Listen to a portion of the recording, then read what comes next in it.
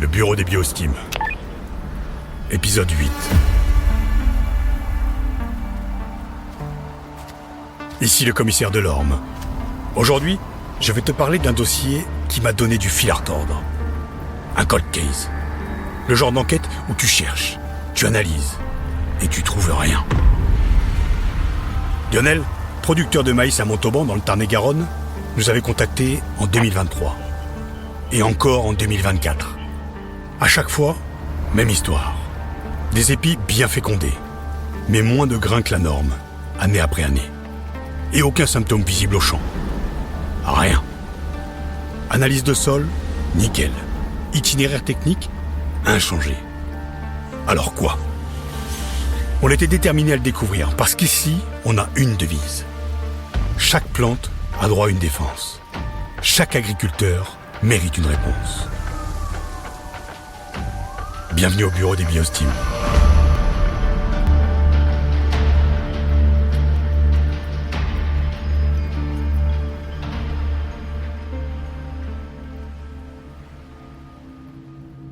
Le dossier traînait. Hugo s'était déplacé 2 fois. Et à chaque fois, il avait observé les parcelles, examiné les plans, scruté les feuilles.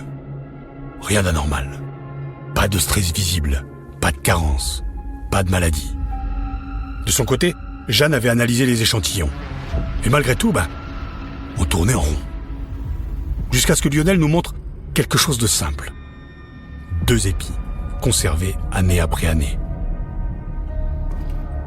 Quand je suis arrivé chez Lionel cette fois-là, il m'attendait pas au champ. Il m'attendait dans son hangar. Il avait l'air déterminé. Pas agacé comme les fois d'avant. Plutôt résolu. Comme quelqu'un qui a trouvé la pièce manquante du puzzle et qui attend juste qu'on la voie aussi. Sur une table, il avait aligné 2 épis. 1 par année. 2023, 2024. Proprement étiqueté, conservé avec soin. Il m'a dit « Regarde, compte ». J'ai pris le premier épi, 2023. J'ai compté les rangs. 16. Puis les grains par rang. En moyenne, 35. Puis le deuxième, 2024. 15 rangs, 32 grains par rang. Lionel me regardait faire, sans rien dire. Il savait ce que j'allais trouver. Chaque année, j'ai pris un épi témoin. Toujours au même endroit dans la parcelle. Toujours la même variété, toujours le même itinéraire. Et chaque année, je perds des grains. Il a marqué une pause. Puis il a ajouté « C'est pas spectaculaire, hein, mais c'est constant. » Et ça veut dire quelque chose, non ? Lionel avait raison. Ça n'était pas une baisse brutale. C'était une érosion, silencieuse, régulière, invisible à l'œil nu dans les parcelles. Mais là, sur cette table, avec ces 2 épis alignés, c'était évident. Et ça voulait dire quelque chose. Quand Hugo m'a appelé pour me raconter, j'ai compris qu'on était passé à côté de quelque chose. Quelque chose de discret, quelque chose qui ne se voit pas à l'œil nu. Moi, j'ai retrouvé Jeanne. Mais pas au labo cette fois. Au café du coin, près du bureau. Parce que parfois, les meilleures analyses se font autour d'un expresso. Ce que je voulais, c'était comprendre ce qui pouvait réduire le nombre de grains sans laisser de traces visibles au champ.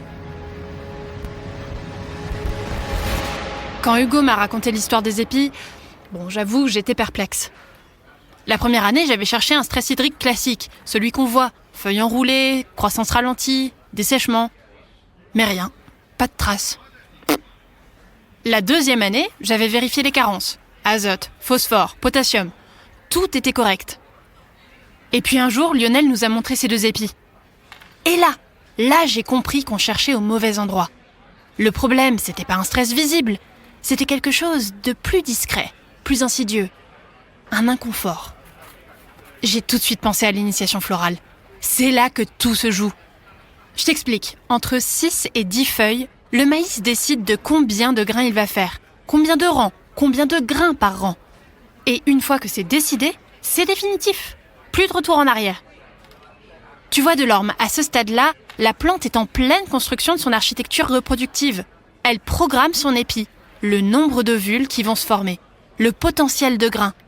C'est un moment où elle est ultra sensible à son environnement. Température, lumière, eau, nutriments, tout compte. Et c'est une période courte, quelques jours à peine. Si pendant cette fenêtre, la plante manque de quelque chose, même légèrement, elle ajuste son programme à la baisse. Elle réduit ses ambitions. Mais elle le crie pas, hein ? Ah non, elle ne fane pas, elle ne jaunit pas, elle s'adapte, en silence. J'ai ressorti les données météo. Sur les 5 dernières années, entre juin et juillet, inconfort hydrique dans 79% des situations. Toulouse, Strasbourg, Rennes, Bourg-en-Bresse, tout y passe, toutes les régions touchées. En 2023, c'est même 100% d'inconfort hydrique. Et j'ai bien dit inconfort, Delorme, pas stress. La différence ? Le stress, c'est quand la plante souffre vraiment. Feuilles qui s'enroulent, croissance qui s'arrête. L'inconfort, c'est plus subtil. La plante a juste un peu soif. Elle compense, elle s'adapte. Mais elle réduit ses ambitions. Et si cet inconfort tombe pile pendant l'initiation florale, bingo, moins de grains programmés. Mais aucun symptôme visible au champ. Si l'inconfort continue jusqu'à la floraison, ça devient encore plus critique. L'ASI, l'anthesis silking interval, c'est le délai entre le moment où le pollen est libéré et le moment où les soies sortent. Normalement, c'est synchronisé. Mais sous inconfort hydrique, les soies prennent du retard. Moins de fécondation. CQFD, des épis mal garnis. J'ai bu mon café d'un trait. J'y voyais déjà plus clair. J'avais un suspect, l'inconfort hydrique lors de l'initiation florale, un indice, 2 épis alignés sur une table et un mobile. Une réduction silencieuse du potentiel de rendement pendant l'initiation florale. Le mystère est élevé. Mais Lionel n'avait pas appelé pour avoir de simples explications. Il voulait une solution. J'en ai une solution. C'est Révolte Maïs. Tu vois, quand le maïs subit un inconfort hydrique, même léger, il produit des molécules réactives, des oxydants. C'est comme des petits incendies à l'intérieur de la plante. Pour les éteindre, le maïs doit fabriquer des antioxydants, sauf que ça lui bouffe de l'énergie. Une énergie qu'il devrait précisément mettre dans la construction de son épi, justement pendant l'initiation florale. C'est là que Révolte Maïs intervient. C'est un biostimulant à base d'extraits végétaux qui apporte ces antioxydants directement et qui est utilisable en agriculture biologique. Du coup, la plante peut économiser son énergie et la mettre là où il faut, programmer un maximum de grains. En pratique, une application foliaire, 0,5 à 1 litre par hectare avant l'initiation florale. Donc, selon les précocités, on utilise Révolte Maïs entre 4 et 10 feuilles. Possiblement avec les herbicides de post-levée. Et là, Lionel pouvait encore agir, il était encore dans la fenêtre. Hugo est retourné chez Lionel, avec le protocole en poche et les explications de Jeanne encore fraîches dans la tête.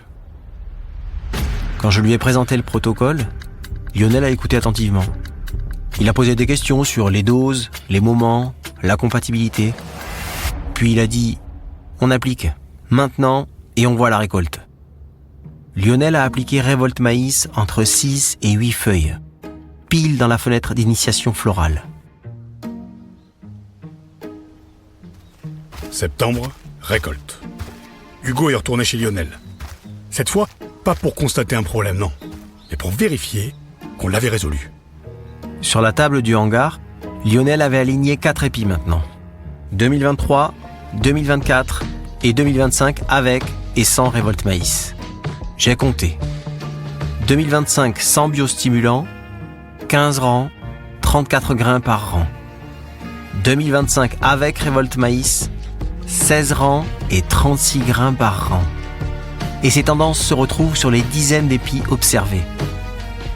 Lionel m'a regardé, il a souri. Il n'a pas dit grand-chose, juste ça marche.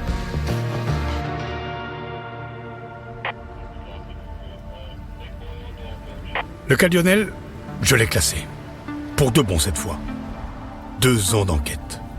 Pour comprendre quelque chose d'invisible. Un inconfort. Pas un stress.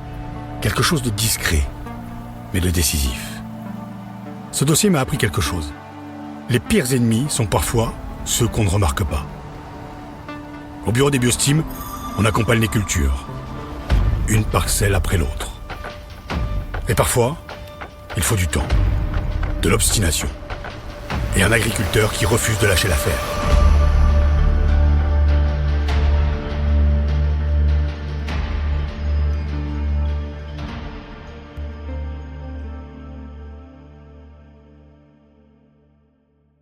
Révolte Maïs, marque enregistrée d'une société du groupe Syngenta. AMN numéro 122 08 79. Non classé. Syngenta France, SA 1228, chemin de Lobby, 31 790, Saint-Sauveur, France. SA au capital de 103 516 413 €. RCS, RSAC, Toulouse, 443 716 832. Numéro de TVA Intracom, FR 11 443 716 832. Agrément MP 02 249. Distribution et application de produits phytopharmaceutiques. Produits destinés à un usage professionnel.